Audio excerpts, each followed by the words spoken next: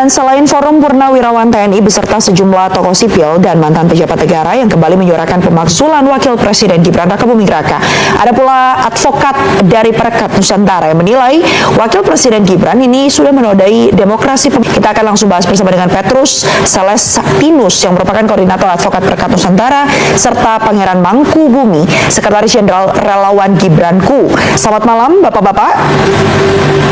Selamat malam. Selamat malam. Baik, saya akan ke Pak Petrus terlebih dahulu. Sebelumnya bisa dijelaskan kepada kami siapa saja yang tergabung dalam Advokat Perekat Nusantara ini dan apa yang menjadi dasar Advokat Perekat Nusantara akhirnya memberikan somasi terhadap Wakil Presiden Gibran? Ya, jadi advokat yang tergabung dalam pergerakan Advokat Nusantara ini banyak, tetapi yang datang kemarin ke kantor Wakil Presiden itu ada 8 orang. Ya, jadi kami 8 orang yang datang dan sudah menyerahkan somasi itu kepada Wakil Presiden melalui Sekretariat Wakil Presiden kemarin. Begitu. Baik, siapa saja, apakah kemudian latar belakang dari para advokat ini hingga akhirnya memberikan somasi terhadap Wakil Presiden Gibran Rakabuming Raka, dan apa dasarnya Pak Petrus? Ya, jadi advokat-advokat ini juga adalah advokat-advokat yang menjadi aktivis pembela demokrasi. Sehingga sejak perkara nomor 90 itu berproses, kami sudah aktif memantau jalannya persidangan perkara 90 itu.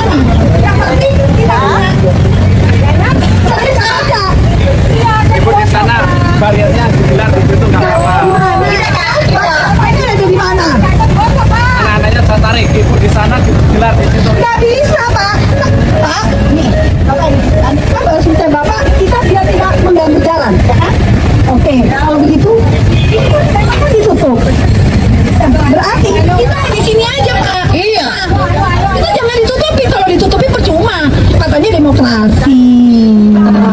Katanya demokrasi, Pak. Apa siapa komunis? Iya. Demokrasi tapi semua kita sudah hak kita sudah kita lakukan dengan apa? Dengan memberikan SP ke polisi. Tapi kita punya suara kemudian dibongkar. Itu Kevin. Apa yang harus kita lakukan? Nah, layan. Karena kami sesuai konstitusi.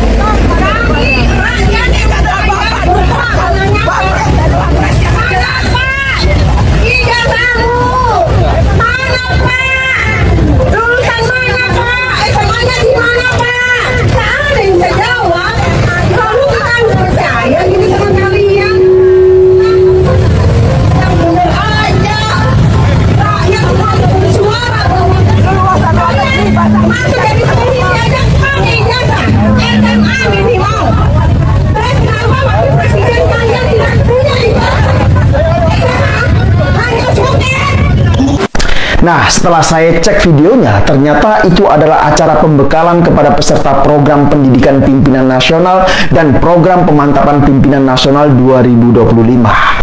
Dan tahu nggak, yang memberi pembekalan materi itu adalah Gibran. Luar biasa memang. Bayangkan saja ya, semua peserta acara itu adalah petinggi perwira TNI dan Polri. Dan yang memberi pembekalan materi adalah Gibran. Wow, luar biasa sekali. Tumben-tumbenan Gibran berani diskusi dengan para petinggi perwira TNI Polri. Itulah yang ada dalam pikiran saya ketika melihat video Gibran pertama kali. Dan jujur ya, awalnya itu cukup membuat saya jadi kagum. Ya, sekarang siapa yang tidak kagum coba? Lawong biasanya kan Gibran ini sering kali diskusi dengan anak SD dan SMA. Kan itu yang selama ini sering dilakukan oleh Gibran. Jadi ketika melihat video Gibran memberikan pembekalan materi kepada para petinggi perwira TNI Polri, ya otomatis itu membuat saya jadi kagum. Nah, tapi tunggu dulu, ternyata ada momen yang sangat-sangat mengejutkan, yaitu ketika Gibran ini ditanya oleh salah satu perwira TNI lulusan S3 Laksamana Pertama Arif Badruddin. Nah, pertanyaannya adalah terkait dengan strategi kepemimpinan geopolitik Indonesia, terutama di negara-negara non-blok. Bahkan ya, bukan hanya itu, tapi juga disinggung terkait dengan Danantara, fintech, kemudian startup, dan ada lagi artificial intelligence atau AI. Nah, tapi supaya lebih jelas ya, silakan bisa disimak terlebih dahulu cuplikan videonya berikut ini. Mari silakan. Siap. Terima kasih izin Bapak Wapres RI. Kami izin memperkenalkan diri. Saya Laksamana Pertama TNI Arif Badruddin, peserta dari PM4N. Yang pertama, kami belajar tentang geopolitik di Lemhanas, Pak. Kebetulan kami S3-nya tentang model pelatihan AI, Pak. Harapan kami, kepemimpinan geopolitik Indonesia ini bisa kembali diraih. Zaman dulu Presiden Soekarno tidak pakai uang bisa menjadi pemimpin non-blok. Kita sekarang memiliki Bapak Presiden dan Bapak Wakil Presiden, memiliki Danantara. Saya yakin kita akan kembali menjadi pemimpin non-blok. Demikian, terima kasih. Baik, sudah bertemu langsung dengan CEO Danantara, Bapak-Bapak semua? Belum? Belum. Kapan Pak dijadwalkan ya? Dalam bulan-bulan ini, bulan depan ya mungkin? Oke. Nanti bisa disampaikan langsung ke CEO Danantara terkait itu tadi ya Pak ya? Gimana setelah menonton cuplikan video barusan? Sangat jelas sekali kan bagaimana Gibran terlihat begitu gelagapan alias kebingungan. Dan akhirnya apa? Akhirnya Gibran ini malah meminta agar apa yang disampaikan oleh perwira TNI itu nanti bisa disampaikan lagi kepada pihak Danantara. Kacau. Lah ini kan lucu kalau menurut saya. Ya ibarat kata pantun, jaka sembung bawa golok, ya nggak nyambung lah. Nah, dari sini ya, kita semua jadi semakin paham bahwa Gibran ini memang tidak memiliki cukup pengalaman. Bahkan Gibran juga tidak memiliki kapasitas dan kapabilitas untuk menjawab pertanyaan atau masukan dari perwira TNI. Ya, sekarang bayangkan saja ya, pertanyaan apa, jawabannya apa. Masukannya apa, jawabannya apa. Yang bertanya lulusan S3, yang menjawab ternyata S-teller. Nah, tapi meskipun dalam acara pembekalan materi itu Gibran mencoba untuk terlihat berwibawa ya, tapi faktanya apa? Faktanya justru sebaliknya. Gibran malah terlihat kosong kalau menurut saya. Nah, coba gimana kalau menurut kalian? Gibran ini kosong atau enggak? Ya, jangankan untuk menjawab ya, bahkan untuk memahami saran atau pertanyaan saja, Gibran malah meminta pihak lain yang menjawabnya. Padahal ya, status dia adalah sebagai wakil presiden. Bayangkan saja, orang nomor 2 di Indonesia. Harusnya kan minimal ini bisa memberikan tanggapan atau feedback di luar urusan soal Danantara. Kan harusnya seperti itu. Ya, karena kan Danantara itu posisinya hanya sebagai investor atau sebagai penyedia anggaran. Kan posisinya seperti itu. Padahal ya, dari elaborasi yang disampaikan oleh perwira TNI itu dijelaskan juga mengenai strategi kepemimpinan geopolitik Indonesia, kemudian soal fintech dan artificial intelligence atau AI dan lain-lain. Dan sekali lagi ya, coba kalian bayangkan, perwira TNI tersebut sudah menyampaikan ide dan pertanyaan dengan panjang lebar. Tapi yang terjadi apa? Yang terjadi, Gibran ini malah menjawab dengan sangat-sangat singkat. Bapak sudah bertemu langsung dengan CEO Danantara. Coba jawabannya Gibran cuma seperti itu. Lah ini apa-apaan coba? Malah yang lebih lucunya lagi adalah Gibran ini malah menjelaskan soal hilirisasi, dan hilirisasi. Nah ini kan gak nyambung. Ampun. Masa ya semua permasalahan, semua persoalan selalu dijawab dengan hilirisasi? Ya jujur saja ya, saya gak bisa membayangkan ketika semua peserta yang hadir itu adalah para senior perwira TNI Polri, tapi justru yang memberikan pembekalan materi adalah seorang Gibran. Dan kita semua juga sudah tahu secara pengalaman Gibran ini memang masih belum cukup matang. Bahkan secara usia, Gibran juga masih belum mencukupi untuk menjadi calon wakil presiden pada saat itu.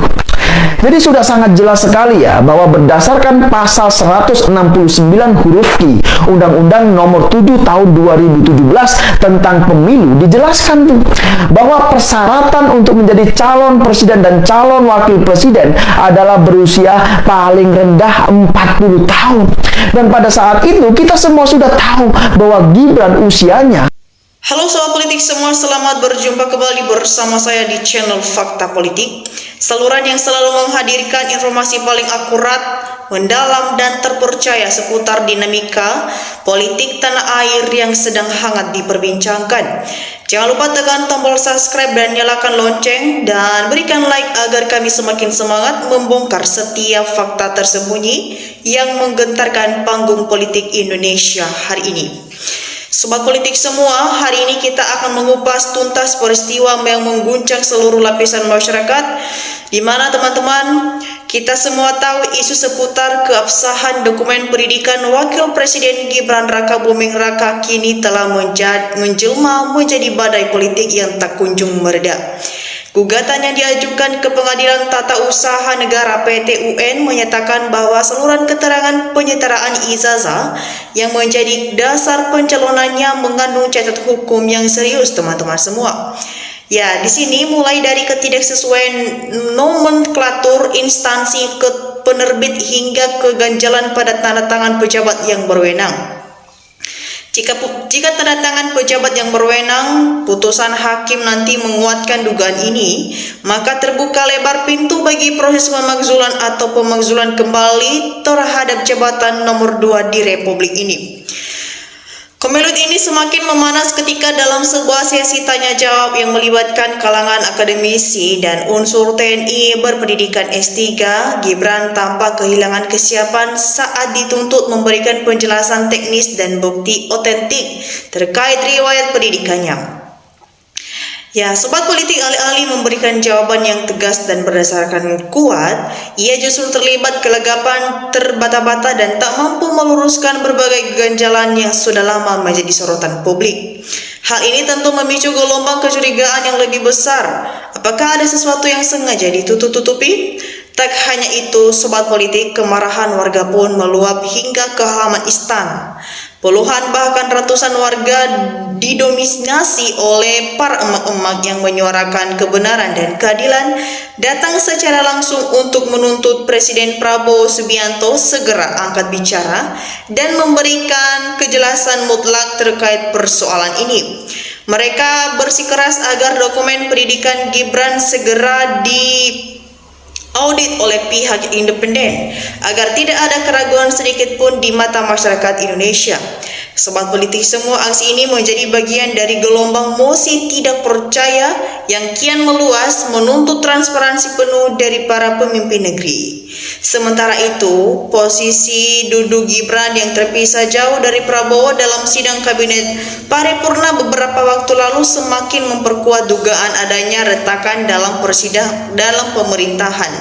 Meskipun pihak istana beralasan hal itu murni karena pertimbangan teknis penataan helikopter, namun publik tetap bertanya-tanya apakah ini sekedar penyesuaian tempat duduk atau sinyal bahwa kewibawaan dan kedudukan Gibran mulai dipertanyakan bahkan di lingkaran kekuasaan tertinggi. Sobat politik, kita patut mencatat bahwa isu ini bukan sekedar perdebatan biasa. Ini adalah tentang integritas pejabat negara, tentang kepercayaan rakyat, dan tentang bagaimana hukum harus ditegakkan tanpa pandang bulu. Siapapun orangnya, sekuat apapun posisinya, jika terbukti ada pemalsuan dokumen atau pelanggaran prosedur, maka konsekuensi hukum dan politik harus dijalani dengan tegas demi menjaga kehormatan bangsa. Nah, sobat politik semua, itulah adalah rangkaian fakta dan perkembangan yang terbaru yang sedang menggentarkan panggung politik kita hari ini. Bagaimana pendapat semua teman-teman? Apakah Gibran memang harus segera dinepalkan bukti otentik secara terbuka? Apakah Presiden Prabowo harus segera turun tangan memberikan pernyataan resmi? Dan bagaimana nasib pemerintahan ke depannya jika isu ini terus berlanjut dan berlarut-larut?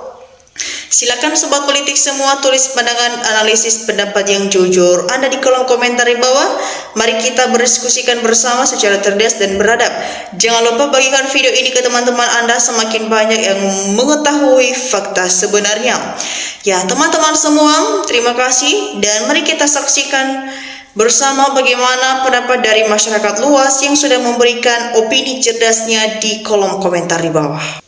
Sobat politik semua, di sini Herman memberikan komentar, Jokowi dan Gibran betul-betul sudah menodai demokrasi Indonesia. Tolong berkomentar, kalau ingin negara ini adem, segera turunkan Fufu Fafa alias Gibran. Prabowo, bangunlah, jangan tidur aja, negara menunggu gebrakanmu, Zulkan dan adili Jokowi.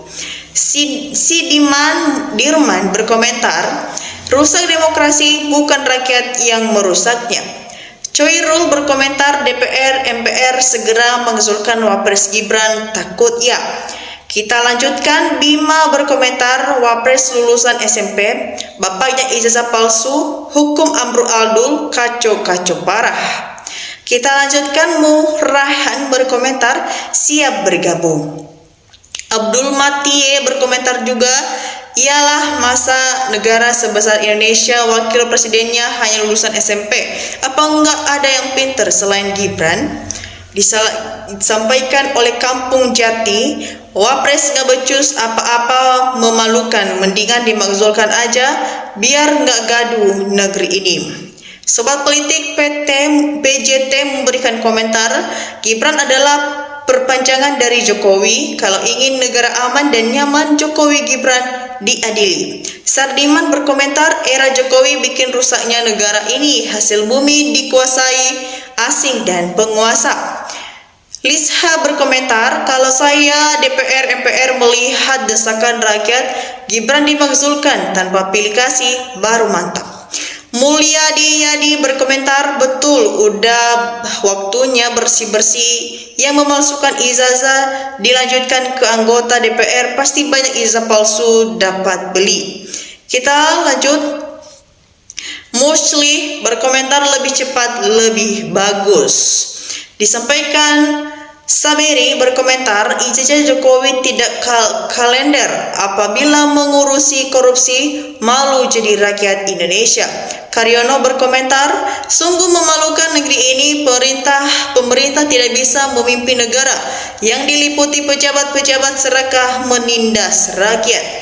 Paul Kondang berkomentar, tahu sendiri emak-emak mulutnya turun Gibran tahu diri. Ilah kalau nekat Indonesia gaduh terus, lagian tidak ada SMP jadi pejabat Yinggi. Kita lanjut, disampaikan oleh Kosturi Delta berkomentar, tanda tangan akhir zaman itu semua ada di Indonesia. Dari pemimpin-pemimpin yang bodoh tetap banyak pengikutnya. Ulama-ulama juga mendukung kebohongan dan lain-lain. Ya, sobat politik semua, bagaimana analisis kalian mengenai komentar dari netizen yang sudah kita saksikan dan tanggapan dari teman-teman semua? Silakan berikan di kolom komentar di bawah agar kita bisa bertukar pikiran bersama di channel Fakta Politik. Dan demikian saja sobat politik untuk cuplikan video kali ini. Jangan lupa saksikan video menarik lainnya di channel Fakta Politik. Saya pamit undur diri, salam demokrasi.